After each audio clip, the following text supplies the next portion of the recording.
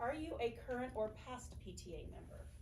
Please describe your volunteerism with PTA or another community group, and how do you foresee working with groups like PTA or others if elected? I am not currently a PTA member. I don't think. I don't know. I pay money to the school district all the time on the website, so I could have signed up for dues. I'm very involved in my kids. I have 3 currently enrolled in Sycamore Springs Elementary, and I mean, I was just at the art appreciation today, and we had a really good time for the 1st grade.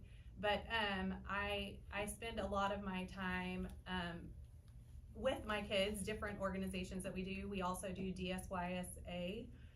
All of my kids, I have 1 in football, 1 in cheerleading, and 1 in volleyball currently. So we're a pretty busy family. I also volunteer at my church, Bannockburn, in the children's ministry, and I spend a pretty good amount of time there as well. As far as working with the PTA, I absolutely love our parents in our community. I absolutely love our teachers in our community, and I think that we can all work together. I will be as involved as I can possibly be. I've gone to all the events that my kids have. We did my brain just went dead. We did the field day. I couldn't think of the name, and it was gorgeous weather. But any and all events that the district has, I think it's very important that we have community and the board's presence at all times. I'm trying to be very subtle. But community is everything to me, so. So I have not been involved in any PTA anything since I was in grade school, and I was being called by the teachers to talk to my parents. My daughter is 5 years old, remember. I have been involved in community theater programs, music programs, things like this, but these are all very different, you know, and I recognize that. What I have actually struggled with in the last 2 years while I have been engaged with the district is that the communications, which I complained about previously, is not great to the members of the school district. It's even worse if your kid is not enrolled or you don't have a kid. It is next to impossible to find any information about events or about calendaring or about funding detailed questions, things like this. So I think actually that while PTA is obviously a critical piece of the district, I think that we can do better to communicate to all of the members of the community to make sure that they have information such as budget, because without it, you're going to have people filling the void with the unknown void. And a lot of times that gets, the information goes aside there. Okay. So I'm a member of every single PTA in the district, and this is the 2nd year that a community membership has been offered, that you can join all the PTAs. And I was, I believe, the first member of all the PTAs in all the district last year, and again this year, the first member of all the PTAs in the district. I've been a PTA member since my son started kindergarten, and that was 7 years ago. And I have, when my kids were at DSE, this year has been kind of a mess since they moved to SSE. I regularly attended PTA meetings, and I was part of the I volunteered for art appreciation. I volunteered in the computer lab back in the day when we had computer lab. Try a group of kindergartners for 1 hour a week in the computer lab. It's fun. As a board member, I've been a member of the PTA Council Executive Committee, and that's where I really get to be the board liaison to the PTA. The PTA is such an excellent organization. It really supports our teachers in the classroom. It supports our teachers by making sure that they have not just little extras, that's not what I want to call it, but making sure that they feel appreciated. And I think that that's really important. The PTA is also another conduit to the community. It's a group that our superintendent and board members talk to regularly to get information out and also to get feedback from what's going on in the community. We really couldn't, the PTA is really indispensable to our schools. It truly is. The amount of volunteer hours that our PTA members put in our community and in our schools. In terms of my volunteerism, for the past 3 years, my primary volunteer service has been as a Board of Trustee member. And I spend between 10, sometimes close to 40 hours a week on work as a trustee. And I hope to continue to serve the community in that way.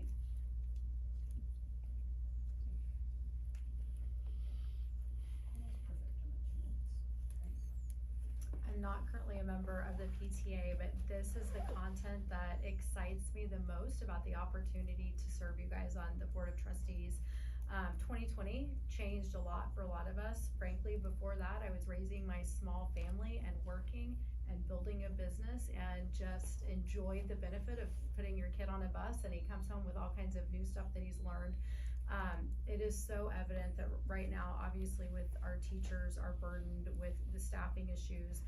I'm very, very passionate about everything Tiger Dad right now, about subs, encouraging teachers. I've been very active in the community. I can't do it myself, but encouraging people to go through the training to become a sub, to get involved. This is, to me, kind of a measurement where I need to do more. I do need to get involved. But thinking about how this can grow within the community, just with rather it's stay-at-home moms or people that are working from home who can give that 5 to 10 hours a week, I think the need here is so high and so wonderful, and everyone is contributing their time. How I will work with them. So starting this Friday, I'm taking tours of each campus. I'm most familiar with Sycamore Elementary and Cypress Springs Elementary because that's where my son has attended. But I'm visiting all the campuses because I want to be more aware and more comfortable and more knowledgeable about the campuses, the teachers that are there, the principal, the vice principal. And I think through establishing those relationships through the community and having conversations that I can work very well with those groups and encourage community members to do the same.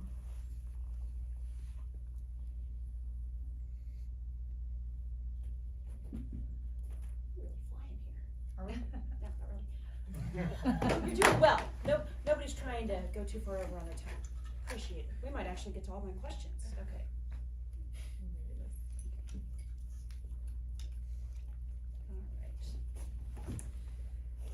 All right.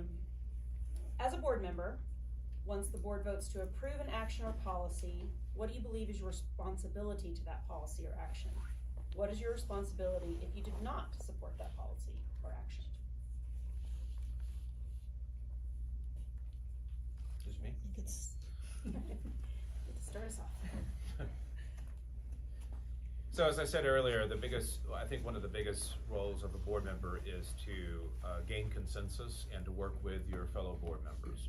If you can't do that, then the board system breaks down, and you need to ensure that there's ongoing communications within the board. This is actually one of the reasons why I've been so supportive of the Dripping Springs board over the last couple of years. You saw that under huge pressure because of the pandemic, and just frankly put, people that were put into a no-win situation, not on any fault of their own. I saw them working together and them trying to figure out. It's not an argument whether or not they did a good job or not. That's not the issue. The issue is that they came together and they did the best they could with what they had. And that meant a lot, and I actually think that was one of the big strengths of a functional board system and group of people. If there's a policy that I disagreed with and voted against, once the board passed that policy, it would be my responsibility to buck it up and make sure that I am with the rest of the board, because the majority of that vote wins. And it's a very important part of ensuring that policies are effective and enforced and projects are completed. That's it. So a board can only act as a body corporate, which means that one individual board member doesn't have much, one individual board member can't make decisions for the entire district. We have to work together, and we do our best to come to consensus before we vote. Sometimes that doesn't work. Sometimes we can't reach consensus. And I've been on the winning side of those votes, and I've been on the losing side of those votes. But Thaddeus is absolutely right.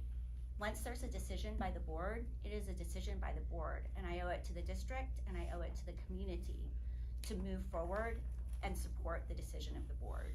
That's what I've done in the past, and that's absolutely what I'll continue to do.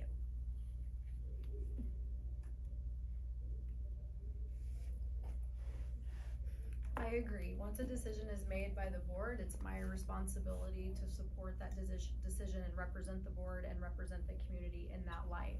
However, where I see myself in this decision-making process is I'm not easily influenced. So through research, through talking to the community, I want to make sure that's what's being represented when the board is having those conversations, not publicly, and coming to that consensus, that I am doing my research, that I have all the information that I need, that I'm asking questions of the district if I need more information to come to my conclusion. And then at that point, it's these, I think, are conversations that need to be had to come to that consensus.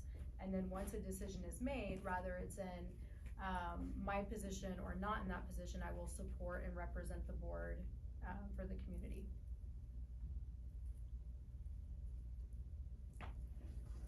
I absolutely agree with Joanna in that regard. Once a decision is made, it's made.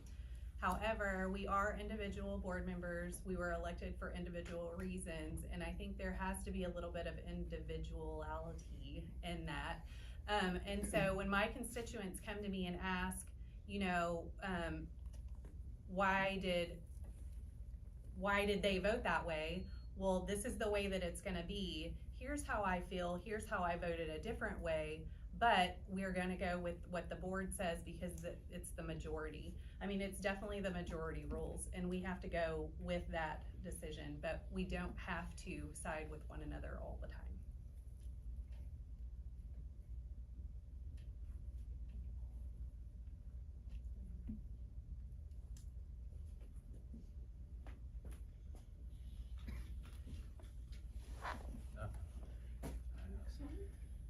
We might get all of them. We might get to all of them. I kind of padded it with some extras, I wasn't sure. Oh my goodness, I think it is that 17 that I said. Okay. All right. How important are fine arts and other extracurricular activities such as athletics to an overall education? What can the board do to ensure there are no barriers to entry for these programs? Can you repeat, please? Yes. How important are fine arts and extracurricular activities such as athletics to an overall education? What can the board do to ensure there are no barriers to entry for these programs? Is it me? Yes. Just tell me when you're ready. Okay. I think one thing that we learned through the pandemic was that fine arts education, what are athletics, what are considered extracurriculars, are really important, and for some kids they're even imperative for education. For some kids it's the hook that gets them interested in school and coming to school every day, happy to be here. It's how they feel connected, and kids who feel connected to their school and to their classroom and to their teachers are kids who do well in school. It correlates to higher academic achievement.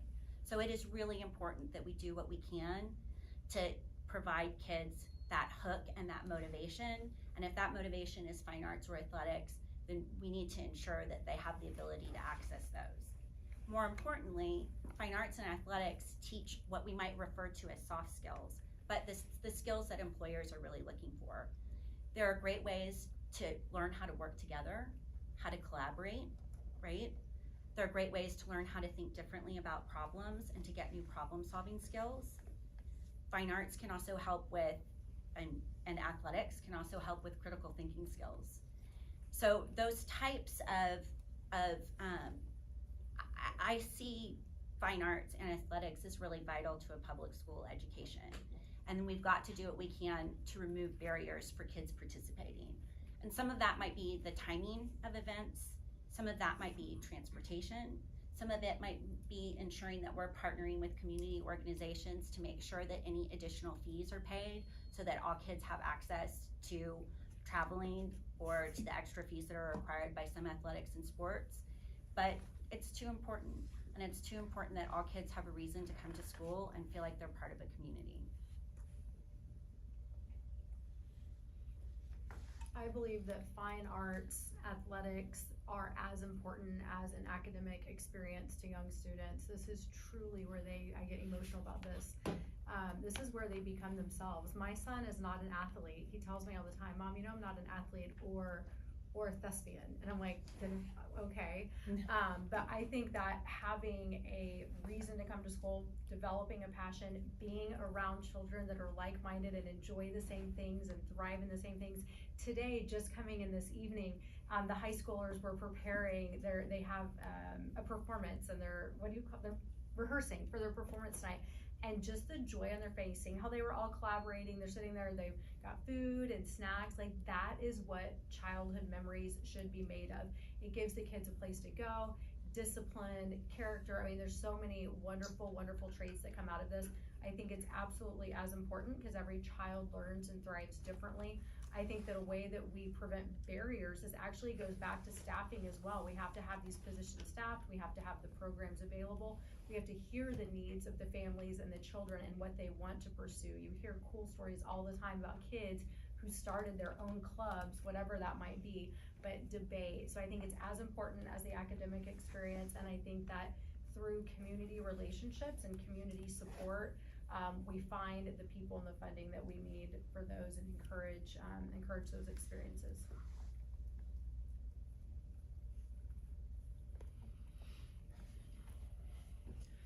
Well, I was a student athlete growing up.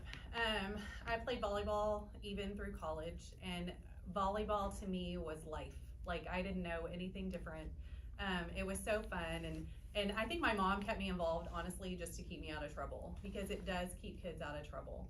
You give them too much time, they will take it and they will use it and they will do terrible things sometimes.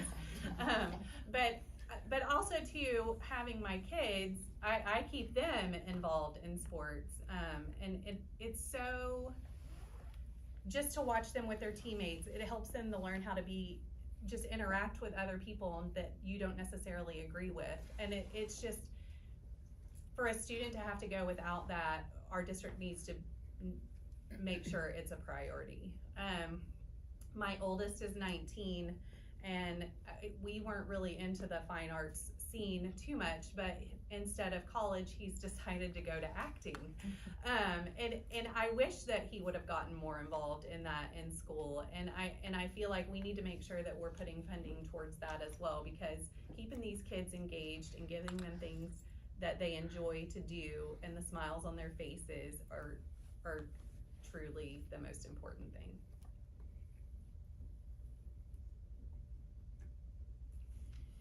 So I'm a huge believer in both sports and fine arts. I think that if anything, after the pandemic, it's more important than ever.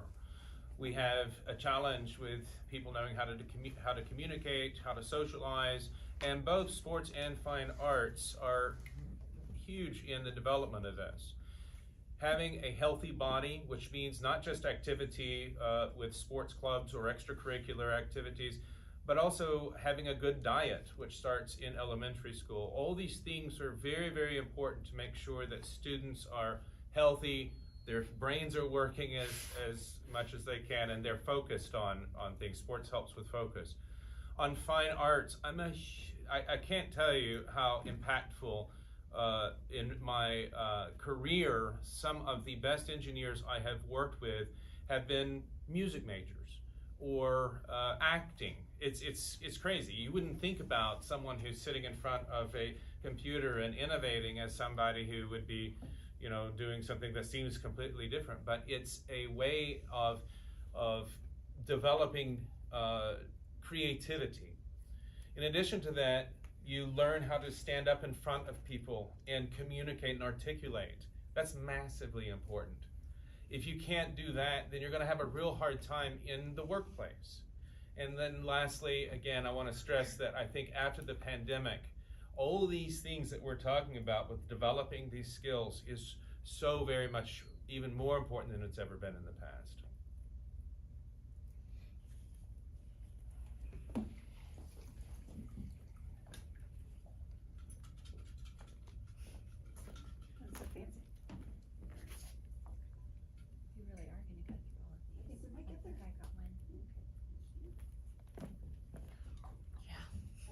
one lightning round question.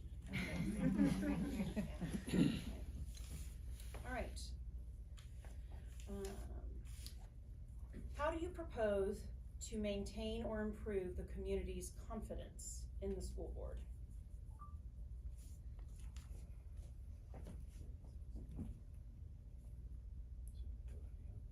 Is it me or is it? No. Oh, I'm so sorry. To maintain, I'm sorry, I'm rewriting the question down. Right? Could you repeat it one time, please? How do you propose to maintain or improve the community's confidence in the school board? Right now, I think that the relationship between the school board and the community is somewhat fractured. I think most people would acknowledge that we're all here because we really, really love this district and want to support our board, whoever those 7 people are. But there is a lack of trust, and that lack of trust comes from the lack of transparency. The lack of transparency comes from, I think Thaddeus said it, if you take the time, and I've shared this with other parents, if they're complaining that they're not getting information, I'm like, I know it's frustrating, but you've got to give it time to go through the website. There is a ton of information that's out there, but parents are frustrated because it's complicated. We have too many programs, we have too many passwords, we have too many usernames, it's too much. We need simplistic, very clear and concise communication funneling through the district. And what the community wants to see, the community wants to hear and see that actually coming from the board. Some type of like PSA, right? So we have the agenda meetings that are very long and frankly boring, and that's no one's fault. Maybe it's the content. And then we have the meetings where parents come and they want to show up, they ask questions. In our public forum process, you can get up and you can speak for that 3 minutes, but there's no policy or procedure other than you're not going to get your question answered that night. There's never a follow-up from the board that says, hey, thank you so much for your interest. We did follow up on that. Here's the answer. The reality, and I give a lot of grace because I would expect the same. A lot of communications went unanswered in the last year and a half, and I can look at that and say, okay, these guys had enough on their plate. But my questions were important. My questions were in regards to things happening in the community, my son's education. So I think transparency and more clear communication is gonna be what rebuilds that trust.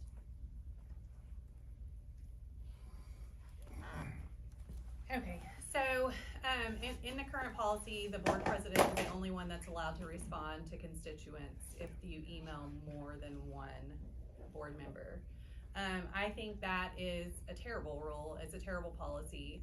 I went back to 2019 to figure out exactly where all of these policies came into play, and the conversations were very eye-opening to me. The board needs to have more transparency with the public. I think they did a really good thing by bringing these board meetings out to the public and putting them on YouTube. I think that was a step in the right direction, but I think more policy that allows each individual board member to talk to their constituents that have elected them, I think would be helpful. There's just so many policies that we have as a board that kind of hamstring individual board members.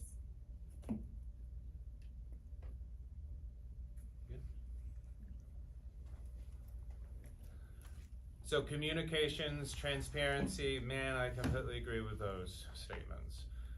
Last week, there was a communications workshop that Jennifer, what's her name, last name? Edwards. Huh? Edwards. Yeah, Jennifer Edwards gave, and I was thrilled. I could hardly contain myself and got up in the public forum and registered my name and said, thank you. Thank you for thinking about this, because it is so needed. And in fact, yesterday, Jennifer and I talked again about, she had some questions, some follow-up questions about me complaining endlessly about the calendar or lack of calendar in the district. And to be fair, I want, the district is complicated. Every school campus has its own thing. There's so many people that are involved with it. And I get it. I'm not pointing fingers and saying someone's done a bad job.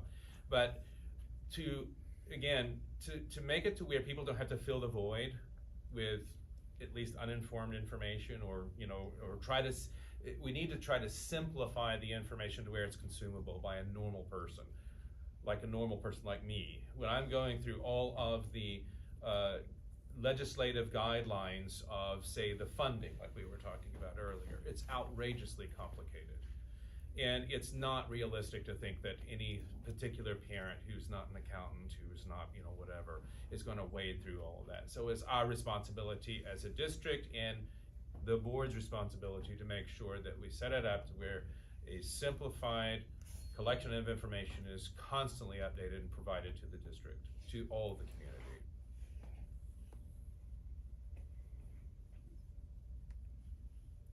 I think the number one way that the board can increase confidence, the community's confidence in its action, is to make good decisions and then tell the story of those decisions. And where we've really fallen down on where we've had some struggles as a district is telling the story of those decisions. But I would say that has been a high priority of the board for a long time to improve communication. Our reality is we don't get involved in day-to-day operations. And that is communications is the purview of the superintendent, and the superintendent hires and fires the communications director. We can set goals, which we have, and we have gone through a very lengthy process this year to set goals around improving communication and making sure that all of our stakeholders know what's going on, so that we can tell the story of the great things that are happening in our district and the good decisions that the board continues to make. I would ask that Jennifer Edwards came here in, I think, November. So she hasn't been here a full year. But since she's come, there's been tremendous improvement in what we've seen, in the tone and tenor of our communications and the quality of our online communications. I don't disagree with Olivia. There's a lot of communication that is out there. I don't think it's a lack of transparency that's the problem. The problem is making sure that information is easy to find when people want to find it. And we have some challenges with our website. That is an issue that Jennifer is addressing this year. So I'm really hopeful. The role of the board is to set priorities for the district that are in line with its vision and mission. And we've done that regarding communication, and we're crafting a superintendent evaluation instrument that really ensures that our current superintendent follows through with the goals that we've set for communicating to the public, to the community.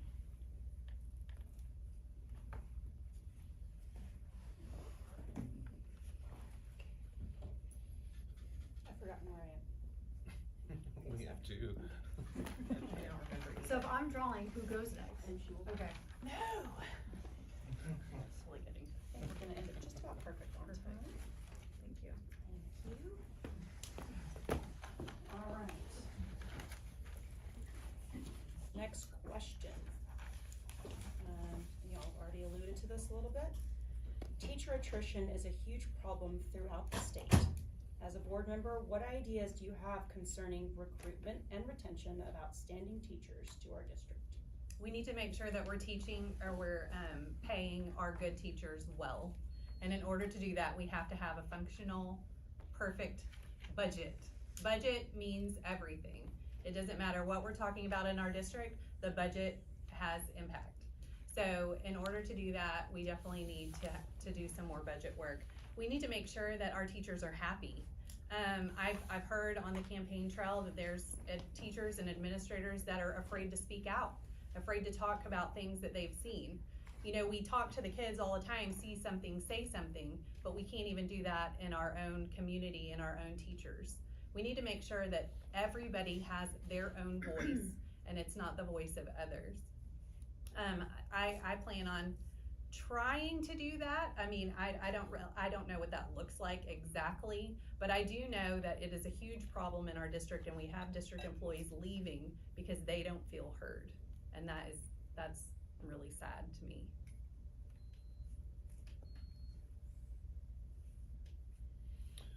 So, from my perspective, when we are talking about all the growth and everything, there's a lot of focus on facilities. Of course, facilities is important, but I think we need to change the answer to, we have to make sure that the staffing is taken care of. That should be a basic philosophy. You can't have, it doesn't matter if you have the best facilities in the world. If you don't have the staff in there, teachers and otherwise, it won't matter. I have heard over the course of the last year discussions in the board meetings. In the first some months ago, I hear we have a budget surplus. We should give it back to the public and lower their taxes. And then the night that they were talking about the teachers' staffing shortage and salary, I hear we have a shoestring budget that we cannot possibly do anything to help this. So again, let's go back to be systematic about how we're looking at this. I do believe that there needs to be a permanent raise given to the staff and teachers. Inflation is outrageous. Cost of living in this area, we all understand, it's gone crazy. It's not realistic to expect a teacher to be effective if they have to drive 2.5 hours every day to and from work. That's crazy. We also need to make sure we're not working the teachers to death. This started during COVID, and it has been terrible. I too have heard stories that are just unbelievable to me. So we've got to make sure that the staffing is there and available. And lastly, I want to make sure that we have an ongoing method of allowing teachers and staff to continue to develop themselves as part of their job, not added to their schedule already. They're working 40 hours, 50, 60, 70, and then, oh, by the way, go to class on weekends so you can do professional development. It's crazy.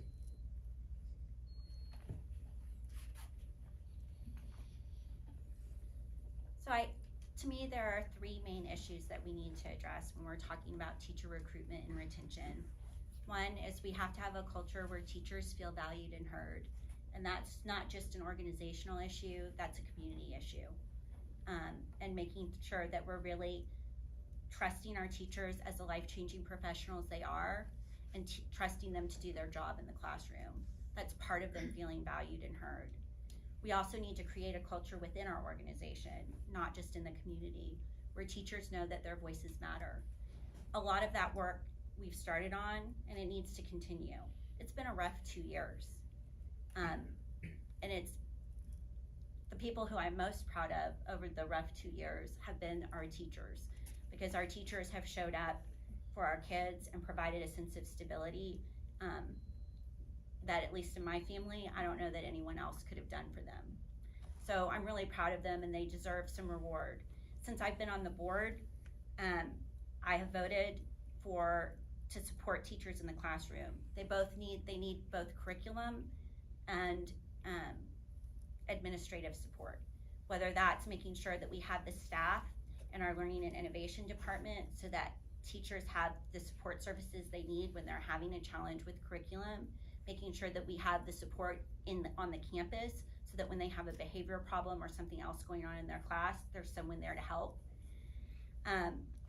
It's also making sure that we work on creating a guaranteed viable curriculum so that teachers know what the expectations are. They're not starting from scratch like they are now when they enter our district. We have TEKS Resource Center, and that's about it in terms of guiding their curriculum decisions, but making sure that we have those. We also need to increase teacher pay across the board. I voted for that every year I'm on the board, and I'll continue to support it. We'll never be able to pay our teachers what they're worth, but we should pay them everything that we can.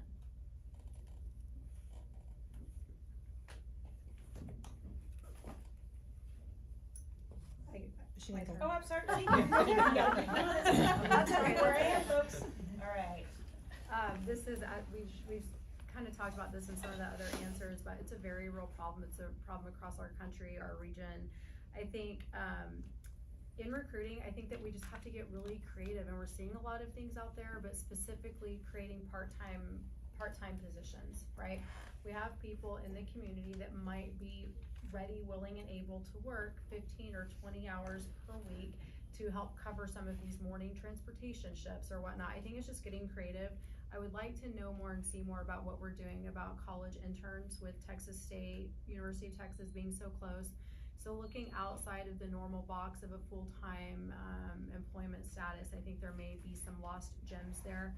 Retired teachers, are we reaching out to retired teachers who we can track through retirement services and finding out they're living nearby and may have the time, again, to take a part-time position? I will say too that we do have a population of teachers who are frustrated and don't feel heard just my experience, but at the Mom Sundance a couple months ago, 3 different teachers who I've never met, never in a million years would have expected that they knew who I was, came and just, they were so sad. They were so frustrated with how heavy the burden that they feel is. And I will quote 2 of them. When they received surveys internally last year, they declined to turn in the surveys because they were actually fearful of like IP address searches. They feel that if they are not in line with certain things happening at the district, that because of their opinions that there's fear of retaliation. We have to start this conversation with the teachers in an open dialogue and say, we need to know your concerns and we're going to help. And there's a population of them that don't feel that way, and we're gonna lose them if we don't.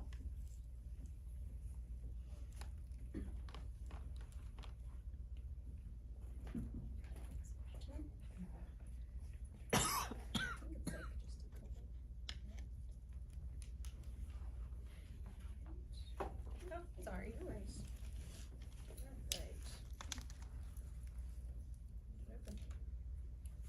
All right. We've seen higher incidences of bullying on campus and at school-sponsored events this year. What policies should be adopted by the district with regard to bullying, and how will these be enforced so that all students have a safe learning environment?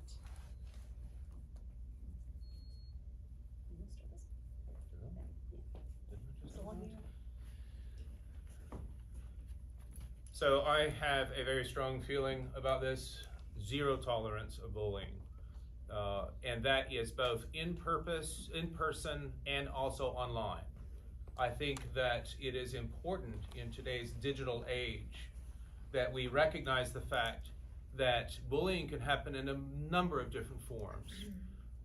And over the last 2 years, when everyone was under such emotional stress, frustration, overworked like the staff, and overworked like just everybody really, and under a lot of pressure, we saw a lot of not great behavior. And what I think is that this is part of the challenges that we have of socially recovering from the pandemic, communication skills, relearned or learned from this.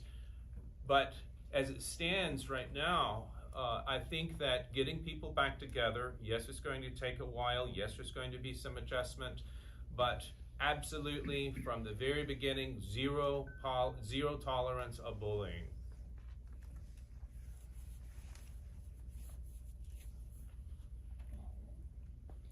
So one of the first things that we have to do to address the bullying situation is staff training. That has been something that we have not done as good a job as we needed to over the past several years, and we've had a renewed focus on making sure that both our administrators and our teachers are well trained on our bullying policy and that they're following it. We have a very strong anti-bullying policy that provides a number of mechanisms that families can use and teachers and administrators can use to prevent bullying. Problem is that if it just sits online and on the policy website, doesn't do a whole lot of good, does it? Our administrators need comprehensive training. They need to really understand what the options are, and they need to understand what their obligations are when there are allegations of bullying. And that their obligation is to start an investigation into bullying, which opens up a whole set of rights and responsibilities for both the person who's accused of bullying and the person who is being bullied. So that's the first thing we need to do. The second thing that we need to do are programs like Better Together. It's our social and emotional learning program that we've started this year to make sure that our kids have the tools and resources they need to not only be comfortable reporting bullying to a staff member, another student, through the Tiger Tip line, but also to make sure that they have some skills to stand in each other's shoes, to understand, to have some empathy, to understand what their words and actions do to other people, and to understand how to resolve conflict among, between each other. So I think that if we both make sure that our administrators and teachers have the tools that they need and understand what tools they have in their toolbox to use to prevent bullying and to address it when it happens. And in addition, we're working on the student piece by making sure that we're creating a culture where student voice matters and kids treat each other well. I think that we'll be in a much better position.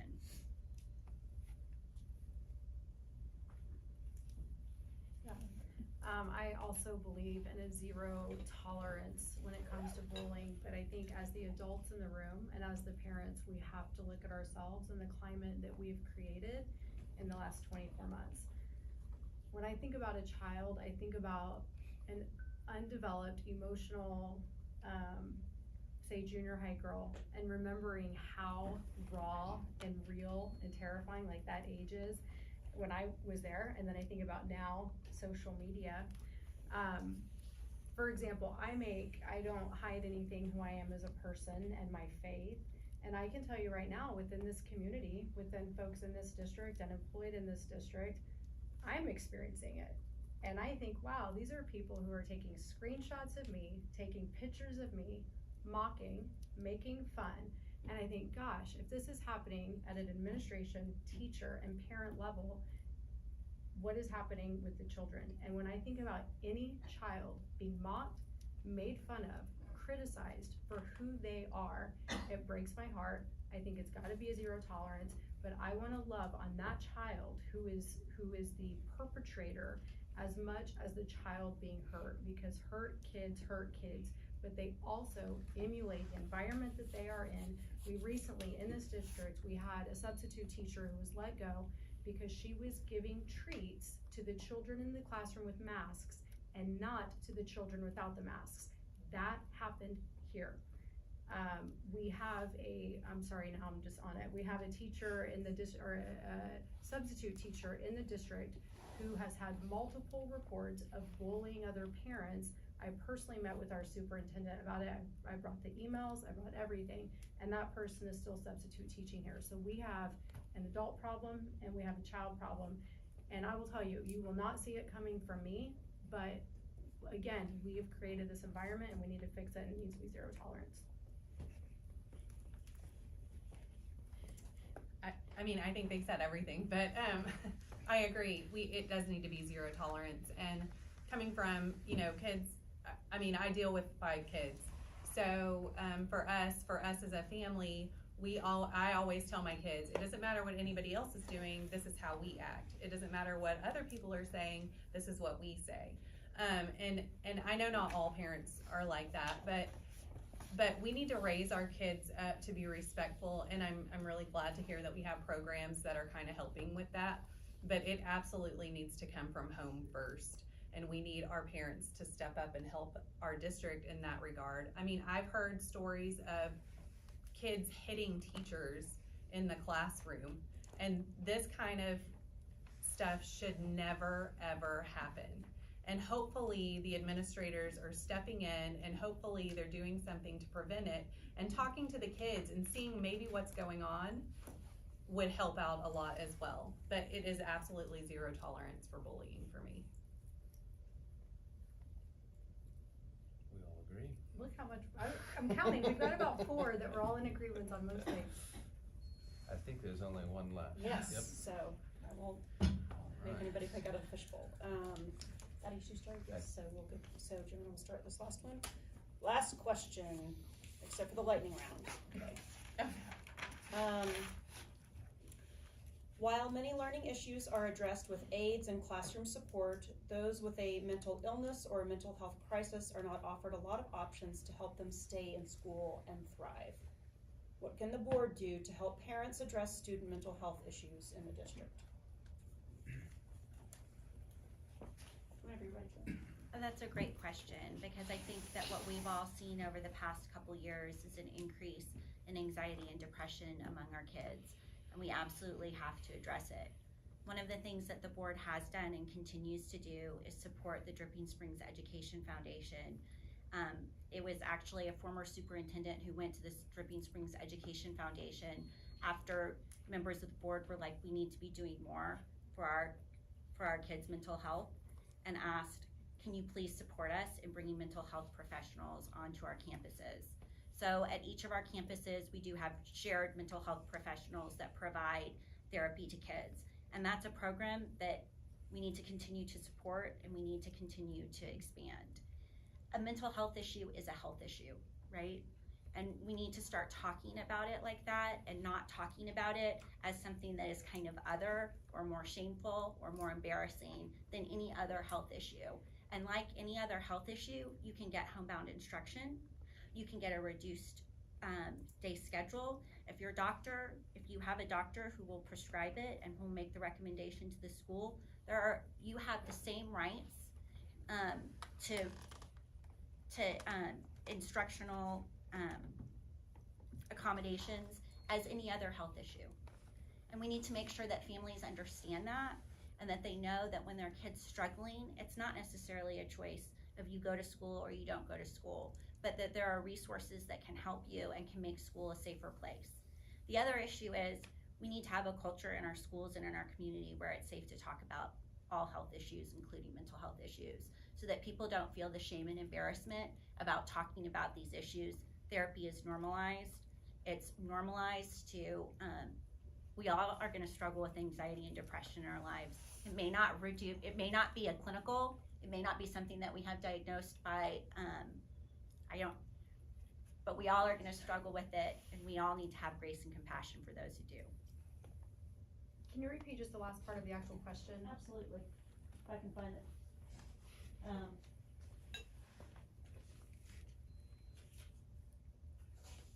What can the board do to help parents address student mental health issues in the district? I think the board needs to be incredibly supportive of the needs and hearing the feedback. Part of kind of my research and preparing for this campaign is reaching out to medical health professionals, one of which actually provides services to the school, and obviously speaking on a very general basis on what she sees happening in the community at large. And the numbers are really, really alarming. It is anxiety, it is depression, it is self-harm, it is eating disorders, it is drug and alcohol addiction. It's the way we talked about it is we understand what was happening like micro and macro level, but these kids, the desocialization, the eating habits change. So you've got kids that are dealing with like physiological changes at this point. And a lot of parents went through job transitions and even family relationship transitions during this time. So the layers are so deep to this. So I think one, the staffing and education, they need to know the signs. I think that any mental health situation is critical and it's urgent and it needs to be addressed quickly. I think not only the board, I think this is something that is really critical for the parents' involvement too, because that's where the community is gonna have sensitivity. I wanna be involved in any conversation that is being had with my son. He is not to be pulled in private without my knowledge. So I think that one thing that's really sensitive and needs to be communicated clearly is that when these things happen, my son's in 3rd grade, his teacher and I have a wonderful, wonderful relationship, but I think the teachers need to need to be educated on the signs, they need to ask for intervention, but that the parents' involvement has to happen on the first point of communication or concern. And then I think the board, really communication is probably the biggest thing, policies and procedures in place, because this is different.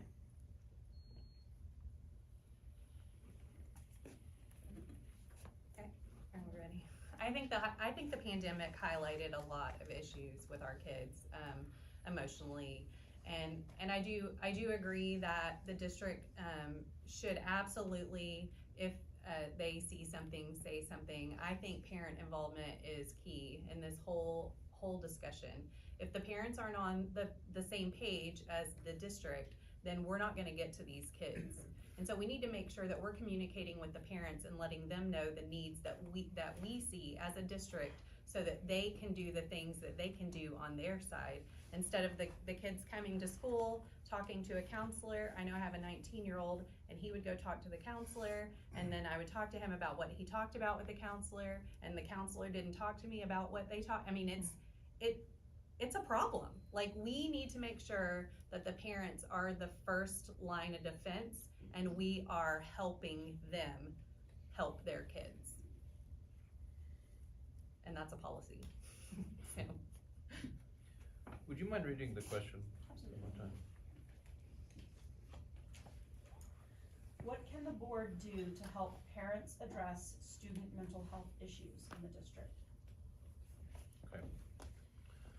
So the first thing I think we all agree on is that the pandemic was terrible. Even going back to school has been stressful. I think that the whole environment of not just the students, but the community it's tough. Parents going back to the office, that's part of the equation too. My take on the question is a little bit different. And the take is the fact that the district is for all students. It's for public education, which means that the role of the board is to make sure that all parents, all backgrounds, all environments are represented and supported in the public school system. I am very anti anything that looks like discriminatory. I want to make certain that everyone has the best mental health possible. Maybe they're a little different. Who cares? They are still people, they are still students, and they're still in the school district. That's what the board should do. Make certain that no one is discriminated and everybody gets that opportunity. That's it. Now for the lightning round. Are you all excited? Thank you for sticking with us for Does this. this mean we have to answer faster?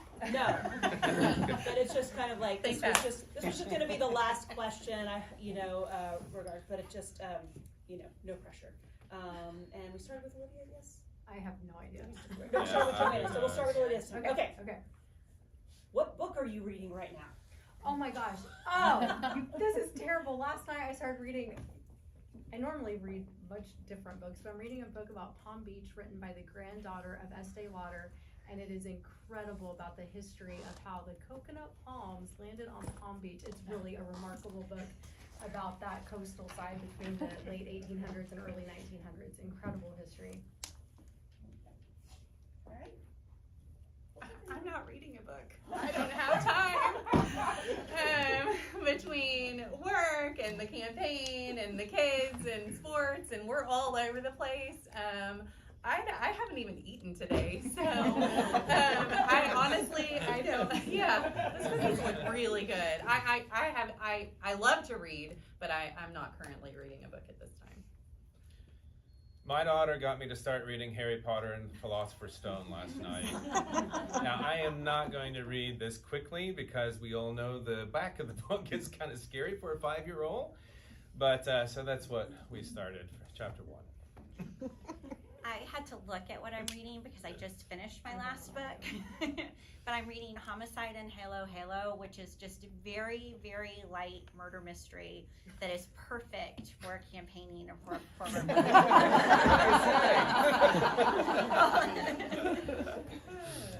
All right. Well, thank you all.